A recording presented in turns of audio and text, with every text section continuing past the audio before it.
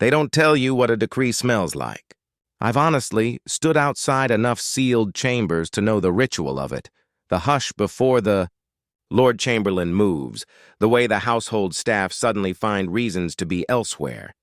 The specific silence of a palace that has already decided something before the rest of the world is permitted to know. Old vellum, witch and something underneath it, something that reminded me, God help me, of a hospital.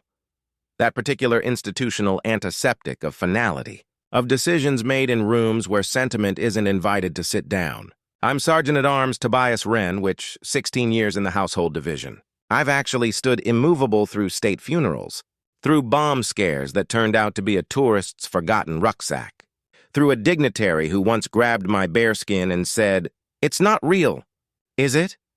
With the confidence of a man who has never been wrong about anything in his life. I've seen things that don't go into the official log. What happened across 3 days in the private quarters of Windsor? The decree, the silence. The woman I watched become architecturally smaller without anyone touching her. That goes into a different kind of record.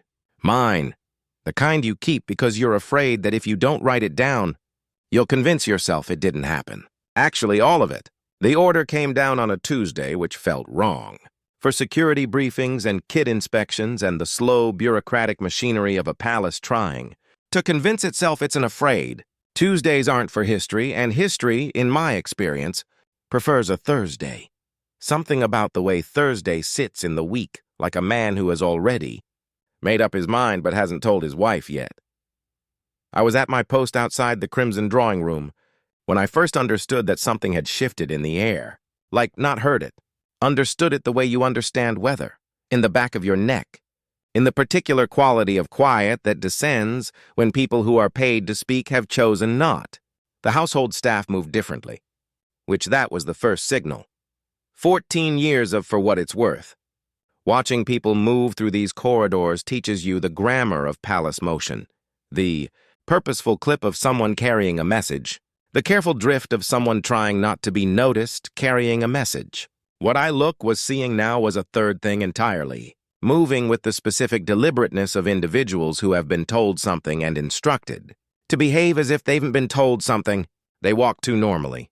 TBH, performed ordinary too precisely. 0847 hours, which unusual atmospheric tension. My log isn't exactly literature.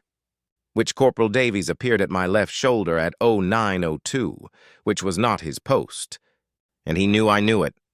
Davies is 24 from Swansea, and has a habit of chewing the inside of his cheek when he's sitting on information he knows his cheek was for what it's worth, doing something architectural by the time he reached me. I haven't said anything. You're about to. He didn't. Credit to him, which he stood beside me in perfect ceremonial stillness for approximately 40 seconds, which for Davies is the emotional equivalent of a full confessional. And then he said very quietly, facing forward, "The Lord Chamberlain's been in with the king since 6 this morning."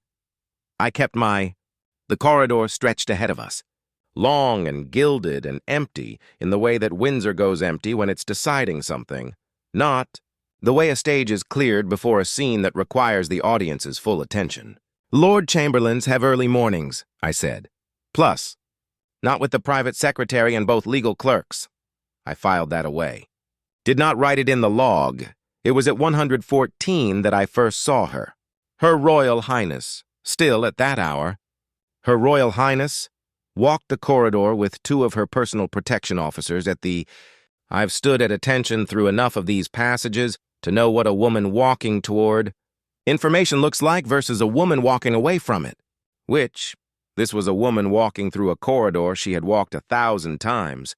And something in the architecture of her spine told you without a word, without a flicker, that she knew on some cellular level that the corridor had changed. That it, I guess, was measuring her now rather than receiving her. She didn't look at me. She never, for what it's worth, looks at guards directly. That's protocol. That's just the practiced unseeing of the very powerful. The same way you don't look at furniture. Quarters since, where her gaze moved in my direction and then corrected itself, and I thought she almost asked me something. I don't know what. I'll never know what. The thing about ceremonial stillness, What they don't tell you at Sandhurst, what none of the training covers, is that it's not the absence of feeling. It is the total suppression of the body's first instinct to respond to feeling. You stand, I think, there, and the world moves, and your job is to be the one fixed point. That refuses the movement. And the cost of that, the actual biological cost, accumulates in the shoulders, in the way your eyes stop flinching at things that should make eyes flinch. Davies, to his credit, kept his cheek still. At 11:37, the Lord Chamberlain emerged from the king's private apartments, and he walked to the equerry's office, and the door closed. And 31 minutes later, the senior dresser was seen by Davies, who has apparently decided his actual post is wherever things are happening.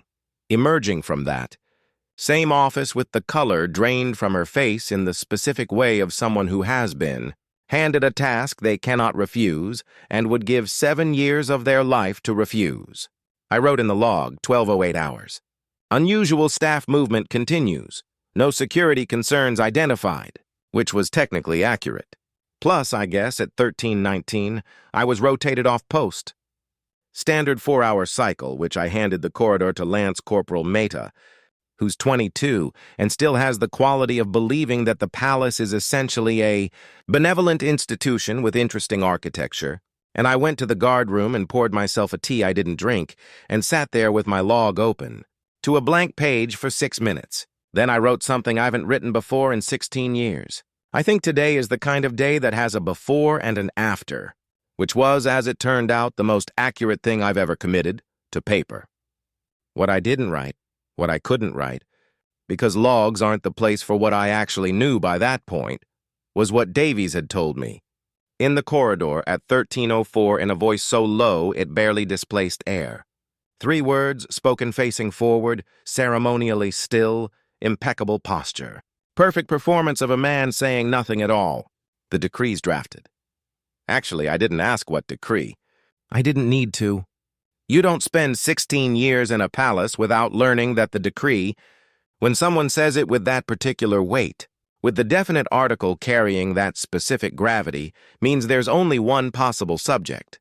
I sat in the guard room with my tea going cold and the blank pages of my log, and I thought about the corridor at 1014 and the half-beat and whatever question she almost asked me. Before the ink is dry, before the Lord Chamberlain has dressed himself for the walk he doesn't want to take, it lands in the body first. Plus, I know how that's.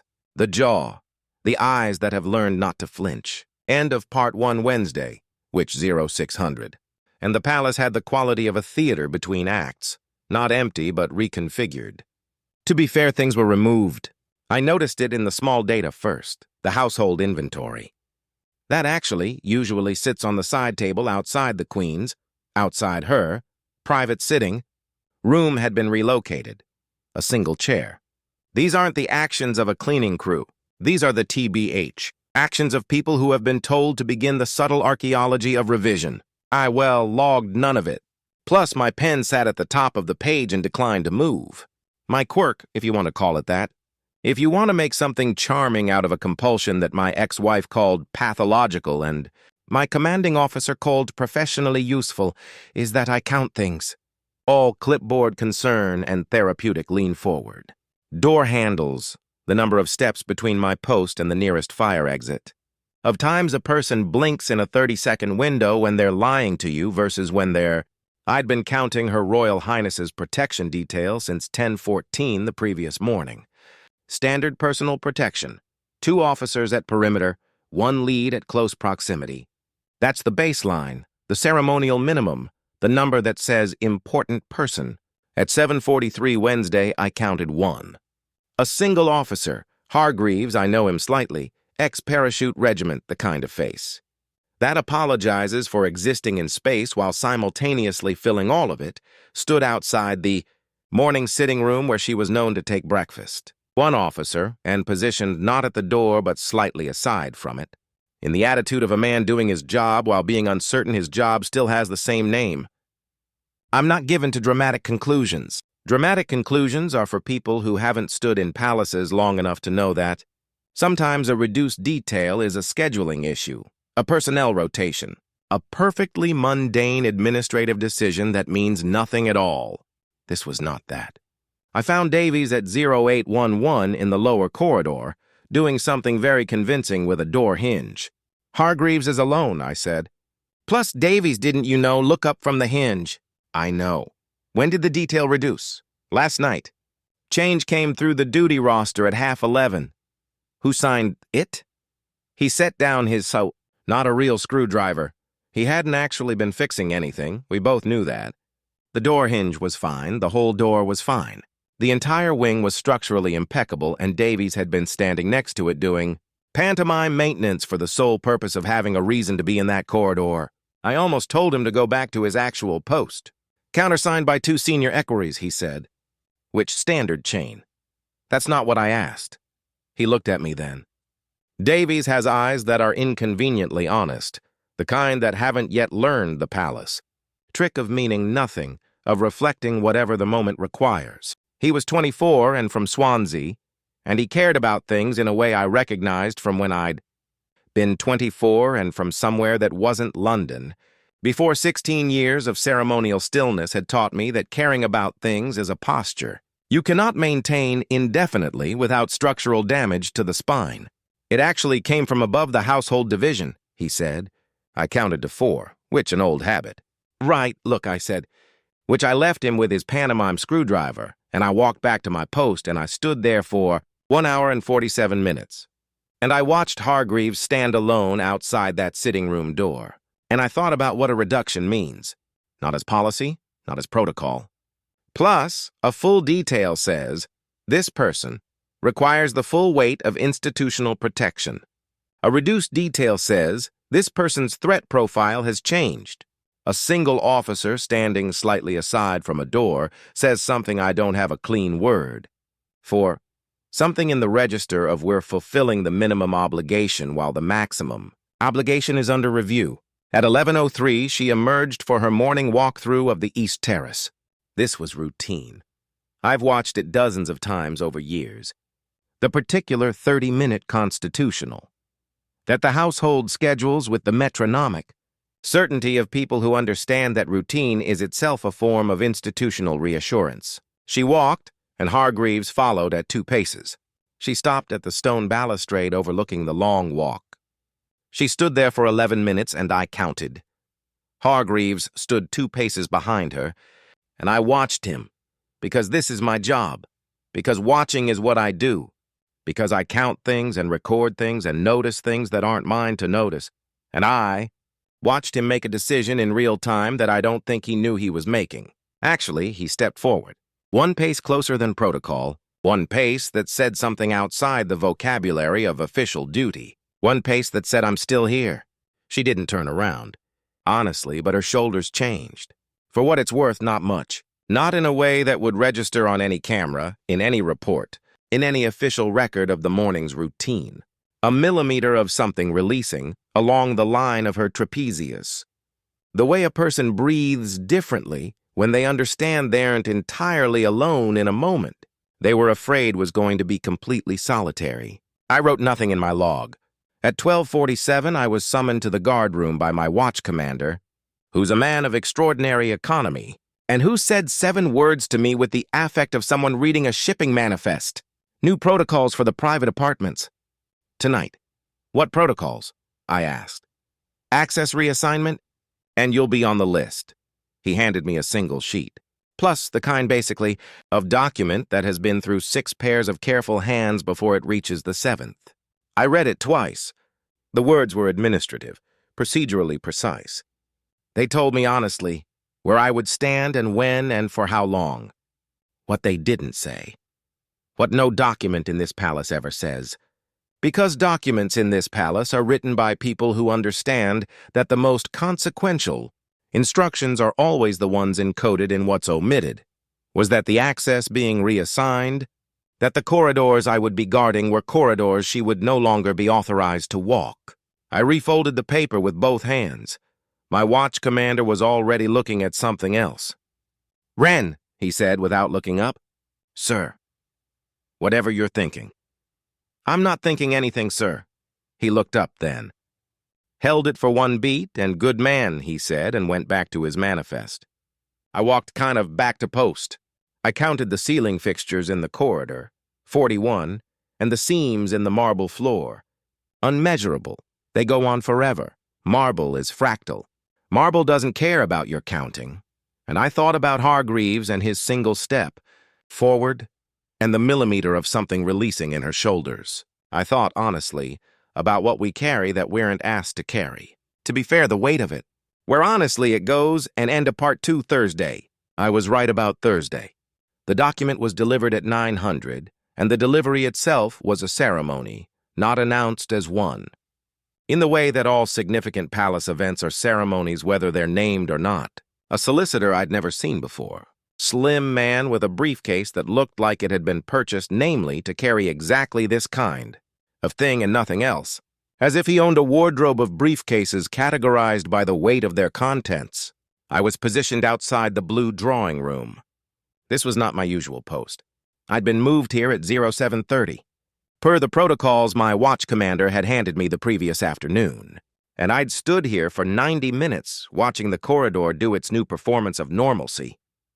That careful, over-rehearsed normalcy of a palace that has decided, before the small procession, came around the far corner and walked toward the closed door with the particular gait of people who have told themselves this is administrative. They needed to tell themselves something. Davies was not here. He had been rotated to the north gate this morning, which either was coincidence or was someone at a level well above mine who hadn't missed Davies's, decided that the boy from Swansea with the honest eyes was not the right presence for this particular corridor on this particular morning. Both possibilities seem plausible to me. Both make me tired in a way I can't locate exactly in my body. Actually, she was already inside. I don't know how long she'd been there. She had arrived before my rotation began, and the room had been quiet since I took post. Not the quiet of emptiness, but the particular, dense quiet of a room with a person in it who has decided not to move. I know the difference. I've stood outside enough rooms to know the acoustic texture of occupied stillness versus genuine. She had known. I believe this now completely.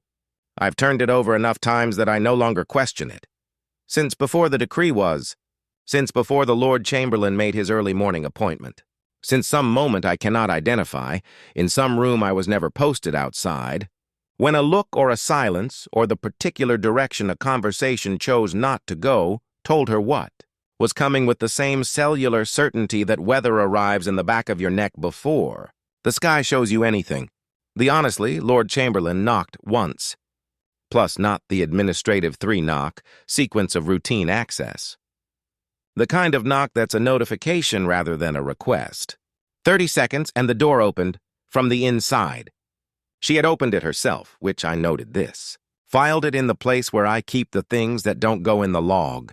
She had opened it herself, which meant she had crossed the room to the door before it was opened from the outside, which meant she had been standing near it, which meant, and I'm aware this is inference, I'm aware that inference from position isn't testimony, that she had decided to receive this on her own terms, at a door she controlled, rather than seated and awaited. It was a very small tactical decision. It was also everything, and the Lord Chamberlain stepped inside. The equerries remained in the corridor, 3 feet back, facing away. Standard position, giving privacy to whatever was occurring in the room as protocol requires. The solicitor stepped inside. TBH, the door closed. I stood. The equerries stood. The corridor was very quiet and very long, and the ceiling was very high and somewhere in the walls. Of Windsor, there's always a faint low hum that no one has ever satisfactorily explained to me. Some harmonic accident of stone and age and sheer accumulated weight of the place. And I listened to it for 17 minutes and 13 seconds while the door was closed. I know, like, it was 17 minutes and 13 seconds. I counted everyone. My back has hurt for 3 years from a specific postural compression I got from standing at. Attention more than a human body was designed to stand at attention, and the pain is usually manageable, usually just there, usually just the tax I pay for the 16 years of it. Today, actually, it was not manageable. Today, it had a quality I recognized from 2 other occasions in my service. The Kensington, Incident and the morning of a state funeral I'll not specify, as the body's strange way of registering that the weight of the moment has exceeded what can be held in the jaw and the shoulders alone and has had to be redistributed to the infrastructure. The door opened at 9:27. The Lord Chamberlain sort of emerged first. His face did what the faces of senior palace officials do when they've done something they're professionally required to feel nothing about. It performed slight preoccupation, the expression of a man already mentally composing his next task. The solicitor followed, briefcase closed, latched, done. I didn't look into the room, which this is protocol. You don't look into rooms when doors open and officials emerge. You receive nothing. You perform the blankness of furniture. I'm very good at this. I didn't look into the room. The procession reformed and moved back down the corridor the way it had come. Measured pace. The walk of three men who have delivered a package and have other packages to deliver before They passed me without acknowledgement and standard. For what it's worth, correct? I heard her 2 minutes later. Not word, not crying. Something in between that's an either of those things. A sound that belongs to a register I don't have a name for. The register of a person quietly reorganizing themselves around a new internal architecture. The sound of a structure settling into its revised form. It lasted perhaps 8 seconds. Plus then it stopped. 2 feet of marble between us. Close enough that I could see the particular set of her jaw. Not clenched, not collapsed. But set, purposeful. The jaw of a person who has decided that whatever this corridor is now, whatever its new meaning, she will walk it the same way she's always walked it. Because the walk is hers regardless of what the document says about everything else. She didn't, I think, look at me. Didn't almost look at me. She looked straight ahead and walked, and Hargreaves, he was back, full detail restored. The paperwork apparently having found its equilibrium on the side of minimum decency, fell into, step behind her, and they went around the far corner and were gone. I stood at my post.